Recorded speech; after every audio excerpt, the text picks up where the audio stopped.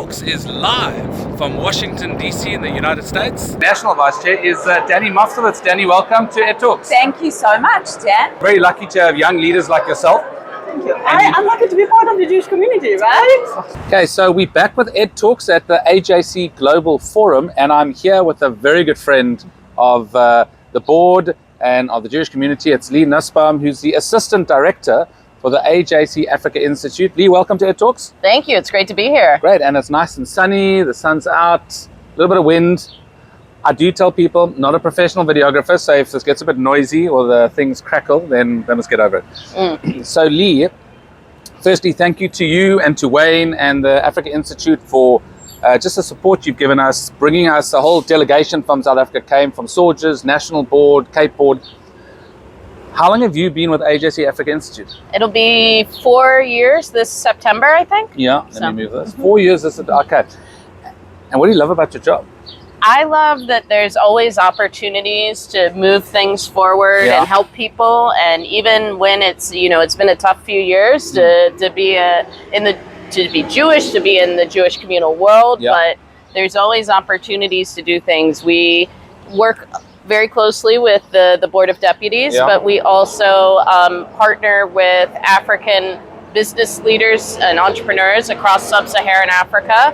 And sorry for the truck back there. There you go. And we work together on issues around bringing Israeli agricultural technology to African countries. And it's sort of like, at the end of the day, no matter what's going on in the world or government to government, we're connecting people to people to solve key problems: food security, water access, all of this good tikkun olam. And that's what you're going to see in this episode of Ed Talks, where we're speaking to three incredible individuals, Asoka, Kweko, and Benga from Sri Lanka, Ghana, and Nigeria. This isn't only about Jewish platforms and Jewish problems. Every time you're at an AJC or other events, it's about anti-Semitism and it's about putting out positive Jewish stories.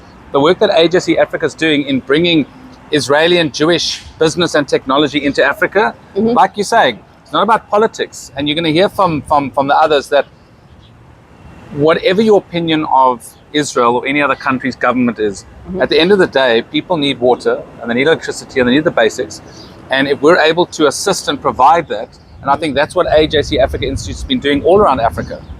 Absolutely. And we wish we could do it plenty of places across Africa. I haven't just been in a few years ago, I hope you don't mind me saying this, in Joburg when there was a little load shedding issues, but there's plenty of other places too. Sorry, I'm just holding the tripod because now the wind in DC comes up, so we start looking like we're on the Titanic. So you were in Joburg. I'm sorry to hear that. But you were in Cape Town. We had a nice breakfast in Cape Town. We had a great breakfast. Oh my gosh, I spent a whole week in Cape Town. When I landed there, my first thought was, should I move here? So you were in Joburg, and what were you saying? Well, I mean, there have been times where I've been in Joburg and other parts of sub-Saharan Africa where there's load shedding. You just know that the power's going to cut out at some point. We haven't had that since the elections. Since before the elections in 2024, suddenly load shedding miraculously just stopped. But we did the AJC Africa conference in Cape Town last year. It was last year, which was fantastic. And it's going to Morocco this year. Yes, it's going to be in Rabat. Exciting. We might get there, the Cape SAJBD. So watch out for more of this. Look, I've enjoyed the 3 days at AJC. The content's been amazing. The speakers have been good. But I think aside from that, the meetings that we've had have been really exceptional, and looking forward to continuing these partnerships. So Lee, thank you for all the support you give us when we come to DC or to New York, and looking forward to future collaborations. Absolutely. And maybe seeing you in Morocco. Oh, I hope so. We'll see. We'll see. Okay, Ed Talks. More to follow. Hope you enjoy the episode. Okay, so we are back on Ed Talks, live at AJC Africa in Washington. And we've just come out of a really engaging session. And to be honest, I wasn't really here for the session because I've spent the last few days with this incredible gentleman. Welcome, Asoka Ranavira, to Ed Talks. Now, this session that we were in now was all about Africa and the work that AJC is doing with Africa and organizations like yourself. Firstly, are you from Africa, Asoka? No, I'm not. You're not? So what are you doing in the Africa session? I'm still trying to figure that out. So I just happened to land here by chance. That's all you at the airport. It's all random. So in Ed Talks, just say, we talk some serious things and then we do like to joke. And I think the two of us could do we've spent so much time together the last few years. Too much time. That we could actually do a stand-up comedy session. But I think in all seriousness, I think what I've learned over the last few days, we've had dinner discussions, we've had various meetings. This session is that whatever's happening in the world, conflicts, wars, etc., there is still many opportunities on the African continent. AJC Africa sees those opportunities, and there's a lot of work being done with Israel around Africa to help communities. What's your experience being in terms of, we've spoken about Ghana, Nigeria, Kenya, Uganda, Tunisia, Morocco. What's your experience working throughout the African continent? What do African people want, and why are they partnering with Israel and Jewish organizations? Okay, well, I mean, a very interesting question. Well, Yeah. well, first of all, I mean, as we discussed here earlier today during this discussion, essentially, Africa, Israel has a very high profile in Africa. Yeah. It has had that for a very long time. Yeah. And I think there's no place actually in the world where Israel has a more positive image than in Africa and amongst Africans. So my interaction between Africa and Israel has been very, very positive, both on a developmental level, on an NGO level, public diplomacy, and on business. People see Israeli people very favorably. They see Israeli technology as making an impact on their lives and communities. For example, in agri-tech, in fintech, in connecting farmers to market, in renewable and solar energy. There are some Israeli companies that were innovators in the solar space in Rwanda, Burundi, and other countries as well. So the interaction between Africans and the Israelis has been very, very positive. But of course, there's a lot more room to grow and to expand on this relationship and even take it further and make it even more solid. And I think one thing that came out of the discussions, you mentioned it, we're going to talk to Kweko and Olabenga as well from Ghana and Nigeria, is that the politics have been removed. At the end of the day, people want running water, they want electricity, they want food security.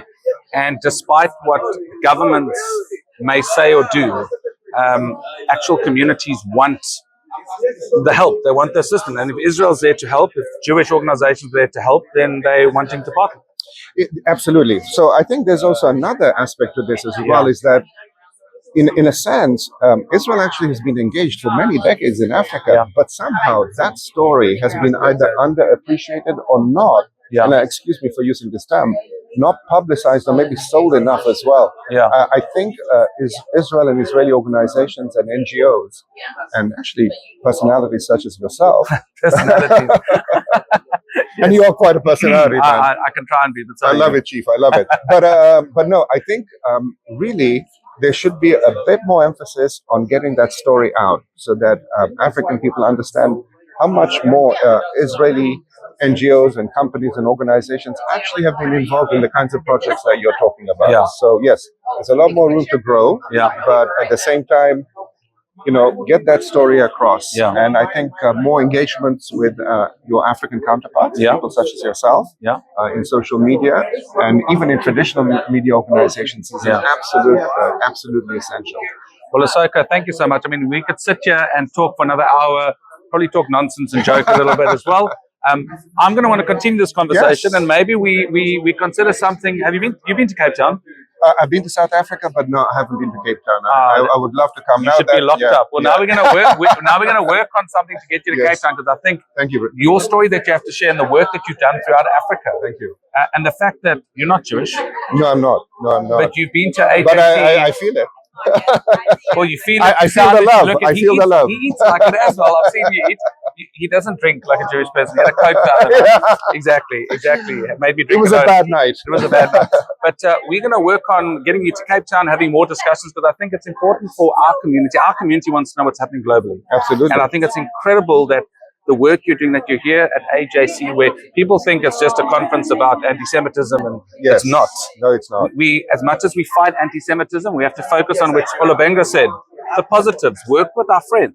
Absolutely. Share the positive stories, and I think you've got an incredible story to share, and the work that you're doing is amazing. So thank you. Thank you. And thank you so much. And if I might say that, I mean, you are doing an incredible job as an African of getting this message across about Africa and its involvement in Israel and all of the positivities. There's so many things we could dwell on that are so negative today, right? Yeah, I mean, we live in a very stressed environment. We do. But you're getting out a very positive story, and I thank you.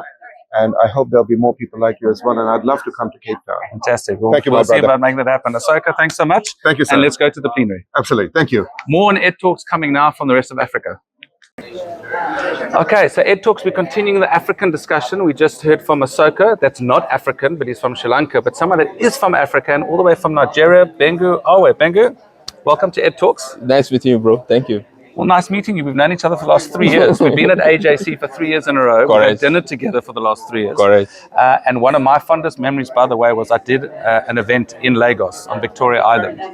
And I had the most incredible time in Nigeria. You said so. Your country's hospitality is great.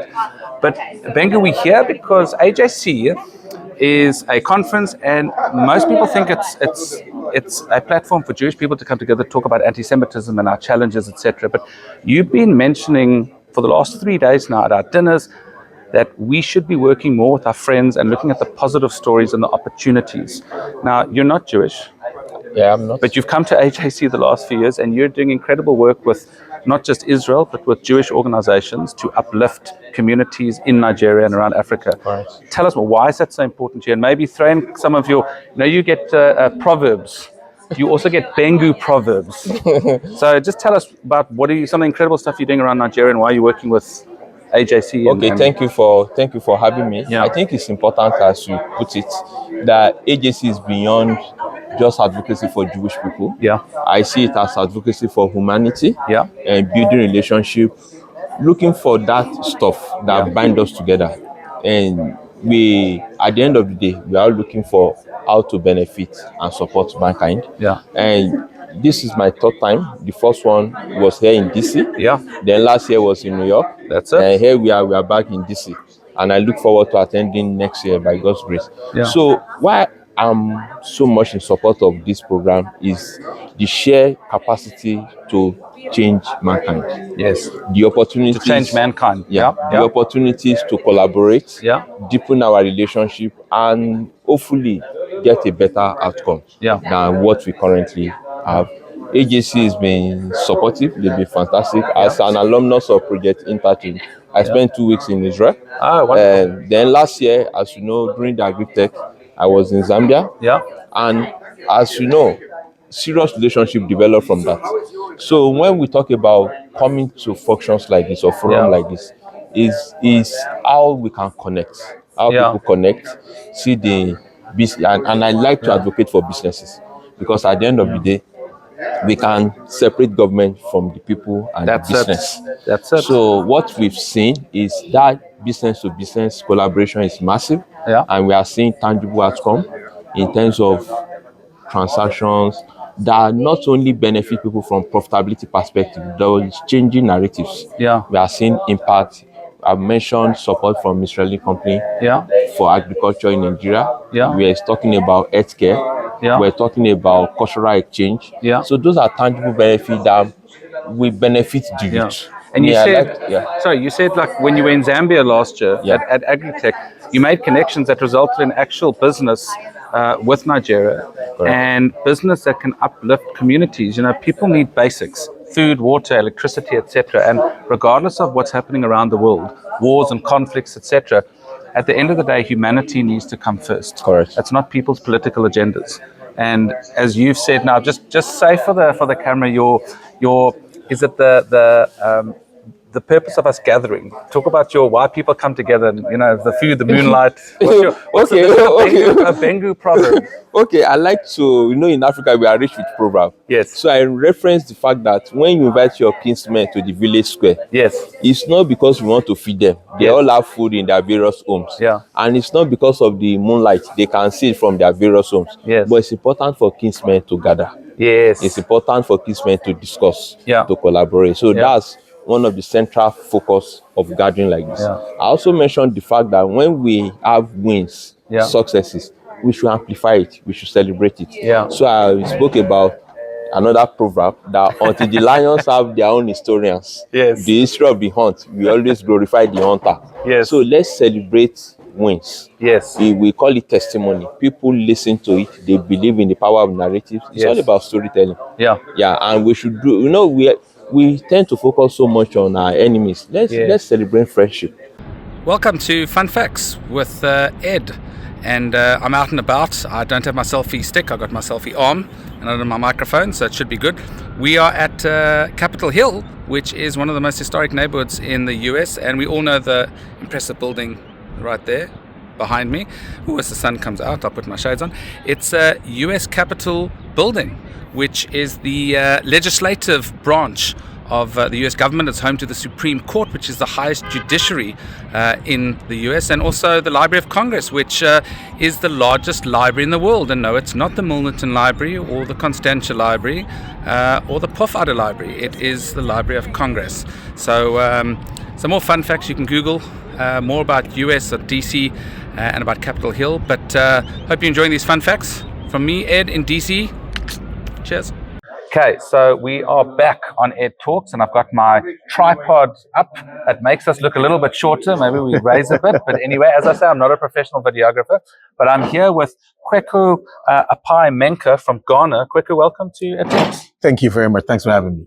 So what is your relationship now with AJC, with Israel, Jewish organizations, and why do you do the work that you do? Thank you very much, and thanks for having me again. I'm here because of what AJC is doing. Yeah. AJC is doing some marvelous work in Africa. And I got involved in AJC after I was invited to Israel on a project interchange trip with two business leaders to Israel. And hitherto, my idea of Israel was basically what I saw on the news, and as a Christian, what I read from the Bible. Yes. But going to Israel opened up. It was very, very educative. Yeah. I learned about the Israeli people, the culture, and everything. I got immersed in it, and I saw things the way that it needs to be seen through the eyes of the Israeli people. And then based on what AJC is doing, some of the things that they've done already in the past, and what the African Institute of the AJC is doing, I thought, listen, this is an organization that I need to be part of, to make sure that I do what I can do in my little way to further the cause of AJC. And now, I mean, we've been discussing, I think a key element that came out is we need to separate government and politics from not just business, but from the needs of the people. And we've been talking a lot about food security, agriculture, food, export, imports, etc. And there's an event going to Ghana, and you're from a kingdom. Yes. What's the name of the kingdom? Ashanti Kingdom. Ashanti Kingdom. And interestingly enough, I've done a lot of events around Africa, and we also, not many people know this, but as much as there's a president or a prime minister, the royal family in a country holds enormous power and sway and influence. And the same applies, obviously, in the Ashanti region. It does.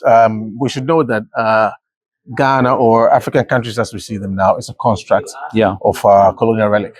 And before colonization, we had our kings, our queens, our monarchies, and they still hold sway over the people. Yeah. They still have enough power over the people. So it's very important that this year or next year, the AJC is going to have agri-tech in Ghana.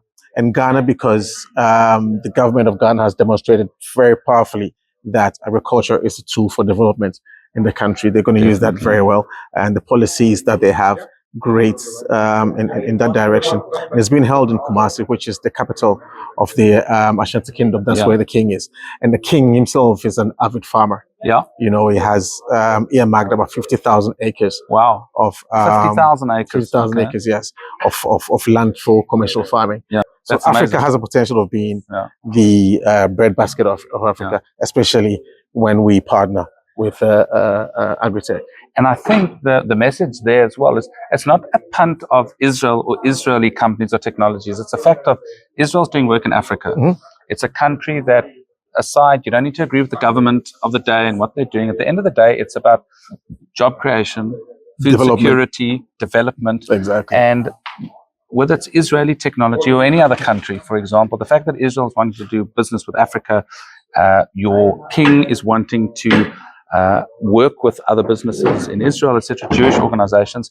At the end of the day, it's just going to benefit not just the kingdom of Ashanti, but the country of Ghana and the African continent. As a whole, and we need to look at the opportunities and not focus on the negatives, as our good proverb king. Yes, as Benga said, I think one of the things that we try to establish today is that we can decouple the political side of Israel from the business side of Israel. And that is where Africa is mainly focused on. That's where our interest is. We want to see development in that country.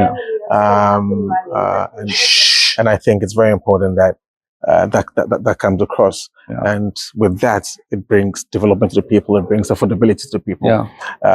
It brings a lot of things that Africa requires. Before I end off, you gave us one saying at dinner, the custom that we do. I think it was amazing. Can you just talk to us about this water custom that we get? Because normally if someone offers me water, I just think, so what does it mean? If I come to your house, what is the whole water custom? When you come to my house as an Ashanti, what happens is that I need to give you water first before I ask you what your mission to my house is, regardless of even if you invite me. Even yes, I need to ask you what your mission is. So I'll give you water first for you to calm down, and then we can get into the conversation of, and is there a right or wrong answer? Once if I tell you I'm running from the cops. You can say that, and I can say, sure, let me call the cops for them to come and catch you from my house. I mean, it's but the custom is yes, because back in the day we didn't have phones that you can call somebody and tell the person I'm coming to your house. So when somebody comes to your house, you don't know why the person is there. So you give them water to calm them down, and then you can ask them why. That's incredible. That's a custom that we have in Ghana. I think if Ahsoka came to my house and asked for water, I'd tell him to go to the shop and buy it himself. No, I wouldn't. I'd give him the water and then I'd send him a bill. In South Africa, in soldiers, we have to do a lot more. We're interacting on all fronts. We as the Jewish Board of Deputies, AJC, and all the others have to deal with on a daily basis. You just have to get up and say, enough's enough. I'm a proud Jew. Hello! I don't feel safe enough. I have friends that don't feel safe enough. Wow. There are a couple of wild beasts in government at the moment as well. So there are, which is why I'm moving here. Whatever we're dealing with matters in South Africa. That's the beauty of the Jewish people. That's really the message.